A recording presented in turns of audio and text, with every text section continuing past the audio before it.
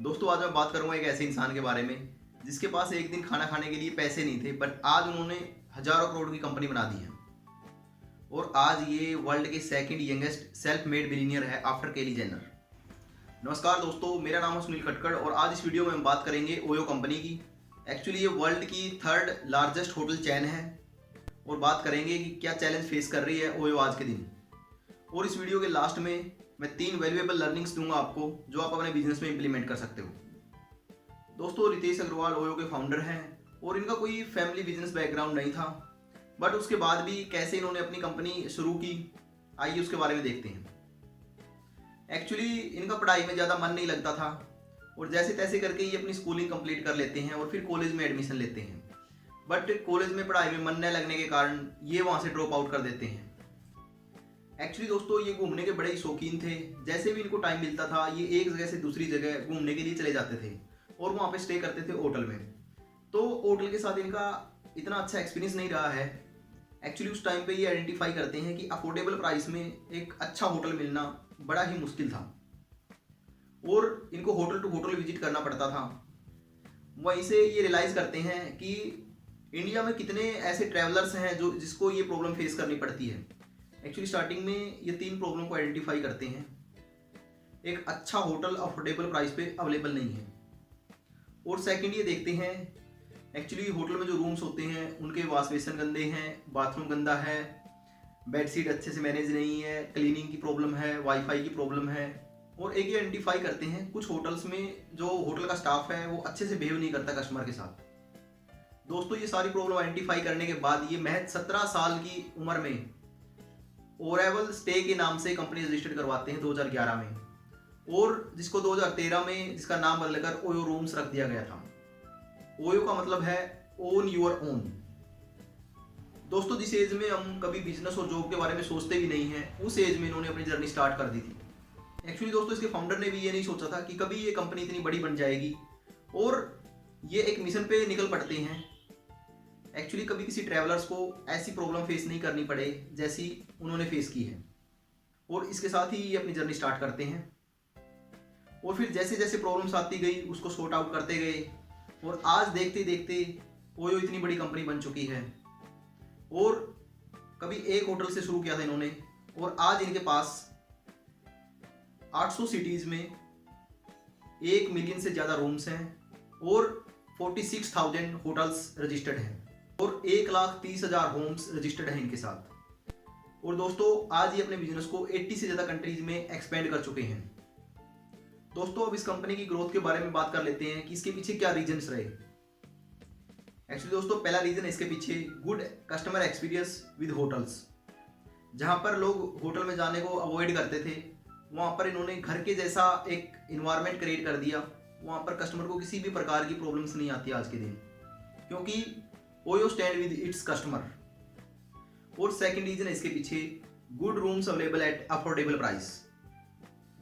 जहां पर एक कस्टमर को 4-5 हज़ार रुपये पे करने पड़ते थे एक अच्छे होटल में रुकने के लिए, वहीं पर ओयो ने इस प्रकार से अपने होटल्स को मेंटेन किया है, वो 1,000 रुपये की प्राइसिंग में वो same quality of service provide करवा पा रहे हैं आज के दिन।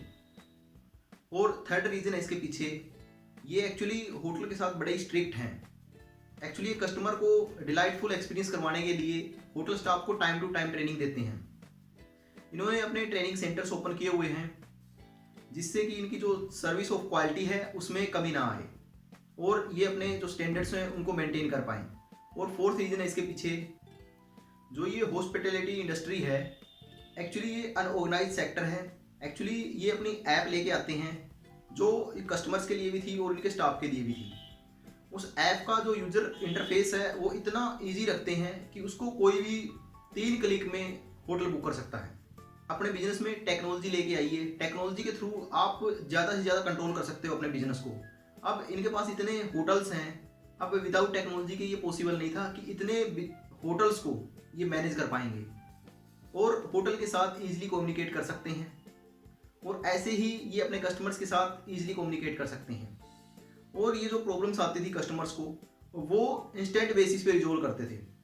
और एक रीज़न इनकी सक्सेस के पीछे जो ये प्रॉमिस कर रहे हैं, एक्चुअली में जो कंपनी का विजन है उसके साथ ही ये चल रहे हैं। एक्चुअली दोस्तों अगर कंपनी की दूसरी साइड देखते हैं और आज के दिन इनकी जो सर्विस है उसमें डिफरेंशिएट देखने को मिलता है, तो आज के दिन कंपनी के अगेंस्ट कुछ केसेस रजिस्टर्ड हो रहे हैं फ्रॉड के, जो होटल ओनर्स हैं उन्होंने रजिस्टर्ड करवाए हैं, और कुछ कस्टमर्स की भी कंप्लेंट्स हैं, और वो ऑनलाइन बुकिंग करते हैं बट होटल वाले डिनाई कर देते हैं उसको कि उनका होटल्स के साथ अच्छा एक्सपीरियंस नहीं रहा। दोस्तों इसको बोलते हैं unethical growth strategy. Company grow तो कर रही है बट वो अपने कस्टमर को सेटिस्फाई नहीं कर पा रहे, और एक सेकंड देखने को मिला है जो होटल ओनर्स हैं वो प्रोटेस्ट कर रहे हैं कंपनी के अगेंस्ट, क्योंकि वो चीटेड फील कर रहे हैं इस चीज़ को लेकर। जो कंपनी ने प्रॉमिस किया था वो डिलीवर नहीं कर पा रही है। और सबसे बड़ी बात जो देखने को मिलती है वो है कस्टमर का एक्सपीरियंस एक्चुअली ख़राब हो रहा है इसके साथ ही। तो दोस्तों एक ब्रांड के लिए ये अच्छी बात नहीं है। जो वेल एस्टेब्लिश हो चुका है उसको मेंटेन करने के लिए कंपनी को स्ट्रिक्ट स्टेप लेने चाहिए इसके अगेंस्ट, कि वो अपनी जो वैल्यू है ब्रांड की उसको कैसे मेंटेन कर रखे। दोस्तों अगर हम ब्रांड को डीपली समझते हैं तो ब्रांड की अपने आप में कोई वैल्यू नहीं होती, बट जो उसके पीछे पर्सन होता है उसका एक विजन होता है, और ब्रांड का अपना एक प्रॉमिस होता है कि जो ब्रांड है वो क्या डिलीवर कर रहा है अपने कस्टमर्स को, और उसकी एक पोजीशनिंग होती है कस्टमर्स के माइंड में। जैसे ही हमारे दिमाग में एप्पल कंपनी आती है तो साथ में ही आता है कि एक प्रीमियम प्रोडक्ट, और जैसे ही हम अमेजन का नाम लेते हैं तो उसके साथ में माइंड में आता है कि order delivered with in 1 day. तो दोस्तों एक ब्रांड को बनाने के लिए काफ़ी सालों की मेहनत लगती है उसके पीछे, और जैसे जैसे कंपनी ग्रो करती है वैसे ऐसे ही ब्रांड की वैल्यू ग्रो करती है। तो जो उसके टारगेटेड कस्टमर हैं उनके माइंड में वो चीज़ पोजीशनिंग करने लग जाती है कि ये ब्रांड क्या वैल्यू डिलीवर करता है। और एक ब्रांड की अपने आप में एक वैल्यू होती है, क्योंकि स्टार्टिंग में आप कितना भी अच्छा प्रोडक्ट बना लो बट जब तक उसकी वैल्यू बिल्ड नहीं हो जाती, उसका एक ब्रांड नहीं बन जाता, तब तक उसको वो ग्रोथ नहीं मिल पाएगी जो एक्चुअल में वो डिजर्व करते हैं। अगर मैं अपने पर्सपेक्टिव से देखता हूँ तो ब्रांड ही कंपनी के लिए सब कुछ है।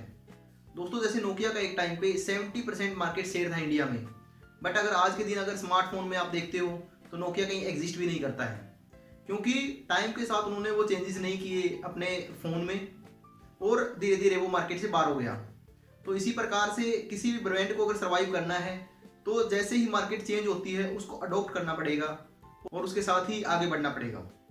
तो होता क्या है, जब आप किसी कंपनी को या ब्रांड को शुरू करते हो तो उस टाइम पे प्रॉब्लम्स कुछ और होती हैं, और आफ्टर 10 ईयर प्रॉब्लम्स कुछ और हो जाती हैं। तो उस टाइम पे शायद आपने उस टाइम तक वो प्रॉब्लम्स को सोल्व कर दिया है, बट अब आपको देखना है कि जो प्रॉब्लम्स आज के दिन है उनको हम कैसे सोल्व कर सकते हैं।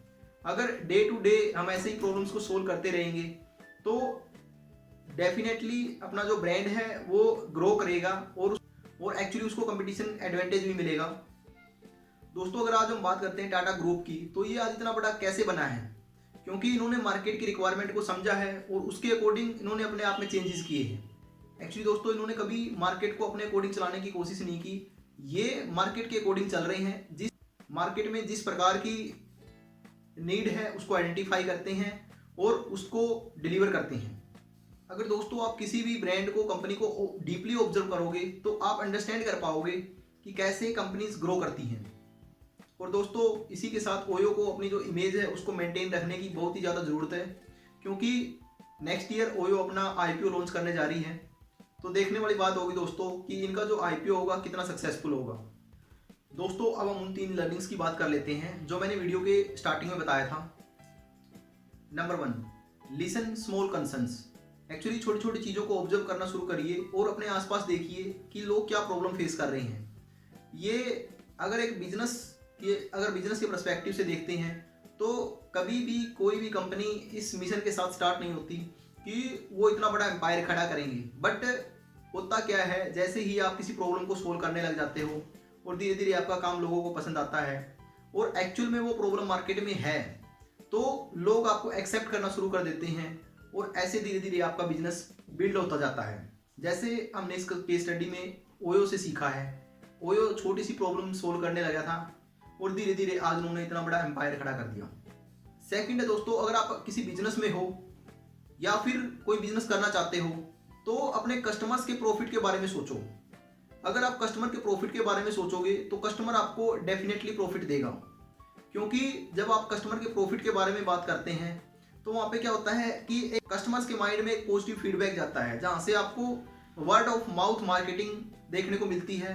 और जिसपे अगर आज तक देखा जाए तो वर्ड ऑफ माउथ मार्केटिंग है वो सबसे स्ट्रॉन्ग मार्केटिंग है, और इससे आपके बिजनेस को एक्सपोनेंशियल ग्रोथ मिलेगी डेफिनेटली।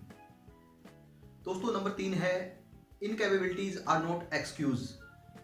एक्चुअली हम सोचने लग जाते हैं कि अभी मेरे पास पैसा नहीं है, कल स्टार्ट करूंगा, जब पैसा आएगा तब स्टार्ट करेंगे। बट हो सकता है कि जो अपॉर्चुनिटी आज आपके पास है कल वो ना हो, जो प्रॉब्लम आज मार्केट फेस कर रही है कल वो प्रॉब्लम ही ना रहे, या इसका बेनिफिट कोई और उठा ले। तो दोस्तों अपने कंफर्ट को छोड़िए और उस प्रॉब्लम को सोल्व करने में लग जाइए।